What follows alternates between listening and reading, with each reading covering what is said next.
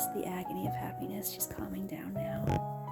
This is how she greets Patrick after work every day.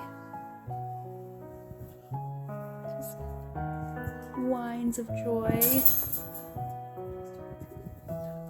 And basically trying to climb up into his hair to get as close to him as possible with all her paws as well. She wants to hug him with all her feet. She's like, I'm not close enough to you. You were gone for 7 hours. So long. Yeah, hi.